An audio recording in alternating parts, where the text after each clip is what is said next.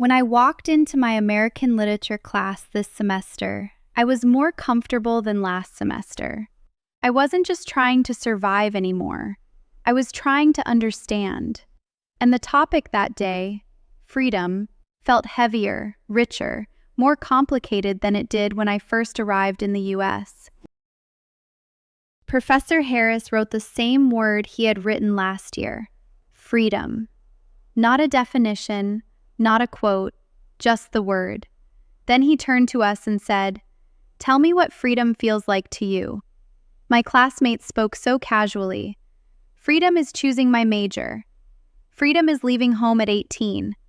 Freedom is saying what I want. And getting visa. Passing test. Professor did not give us answer. He started read aloud to us. Man is his own star, and the soul that can render an honest and a perfect man commands all light, all influence, all fate. Nothing to him falls early or too late.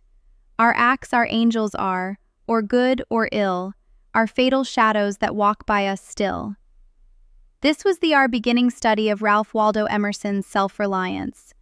Last year, I understood the surface. Trust yourself. This year, the words hit differently. Emerson wrote that society is always trying to make you someone else. I felt that, not just in America, but back home too. As I read, I wrote in my notebook, "Freedom begins when I stop apologizing for who I am." It surprised me. I didn't write it for the assignment. I wrote it for myself. I realized freedom wasn't just a political idea. It was a psychological one. Next, we read Henry David Thoreau's Civil Disobedience. He refused to pay taxes because he didn't want to support slavery and war. I had never seen freedom described as refusal before. I had taught to follow rules since I was born. But here in America, Thoreau taught us that sometimes freedom means breaking them, not for selfish reasons, but for moral ones. I wrote, "Freedom is not only doing whatever I want. Freedom is also choosing what I will not do." That idea stayed with me for days. Then came to Narrative of the Life of Frederick Douglass. This was the hardest reading of the semester. His descriptions of slavery were painful, but what struck me most was how he described learning to read. Once you learn to read, you will be forever free. I closed the book and stared at that sentence for a long time. I came to America to study English.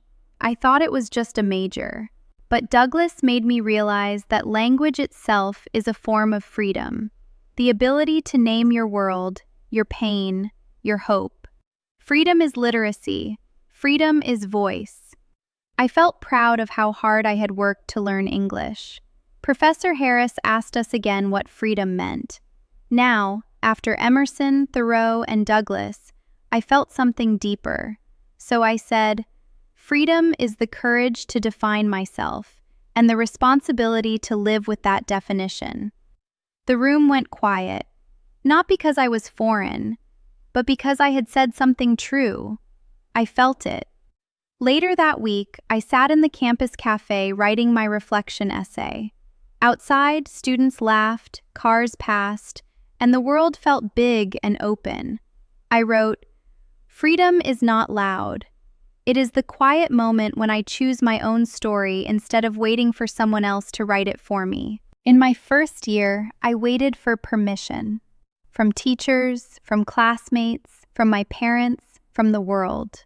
But now, in my second year, I was learning to give permission to myself. That shift, that small internal transformation, was the real freedom American literature had taught me. By the end of American literature study, Emerson taught me freedom of mind. Thoreau awakened a freedom of conscience. Douglass forged a freedom of voice. And I, Rain, had begun to claim a freedom of self. And Professor Harris, he made all this happen. I didn't come to America searching for freedom, but freedom found me. In books, in classrooms, in conversations, and in the quiet courage of becoming someone new.